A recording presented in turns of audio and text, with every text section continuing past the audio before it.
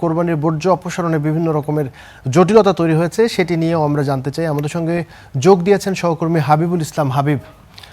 হাবিব, আপনি এখন কোথায় রয়েছেন এবং যেখানে রয়েছেন সেখানে পেছনে দেখতে পাচ্ছি যে এখনো পর্যন্ত হাট ভাঙা হয়নি বা এই হাটের যে বর্জ্য অপসারণ করা হয়নি, কেন এটি হলো না? কর্তৃপক্ষের সঙ্গে কথা হয়েছে কিনা?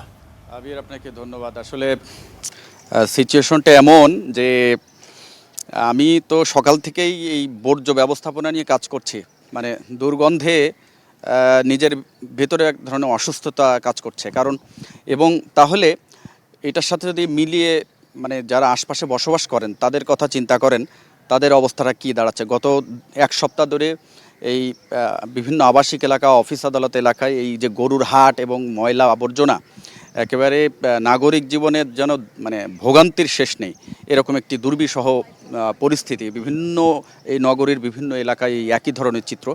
আমি দাঁড়িয়ে রয়েছি রাজধানীর তেজগাঁও এলাকায়, যে পশুর হাট বসানো হয়েছিল সেই পশুর হাটে।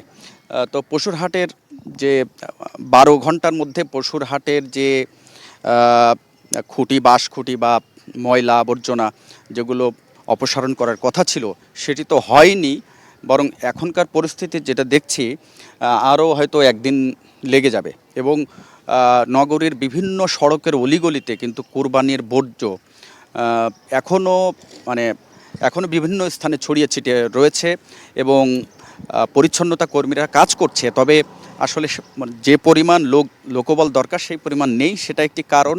আর সিটি কর্পোরেশনের প্রশাসক তো বলেছেনই যে তাদের গাড়ি সংকট ছিল, এটি একটি কারণ তিনি দেখিয়েছেন। তবে আসলে এটি নির্মম বাস্তবতা।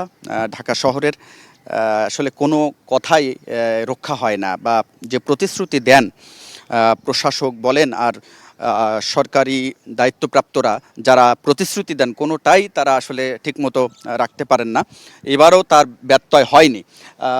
তো এই ছিল মোটামুটি সামগ্রিক চিত্র। আর একটি বিষয়, আসলে এই যে এই অবস্থার কারণে অনেকের ভিতর অসুস্থতা এবং নানা ধরনের সংক্রামকও ছড়াতে পারে এমন শঙ্কাও কিন্তু রয়েছে। পরিচ্ছন্নতা কর্মী যারা, তারা আসলে তাদের কোনো ছুটি নেই।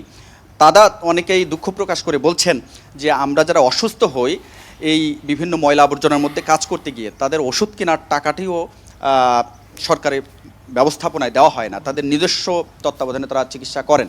তো এই হচ্ছে বাস্তবতা।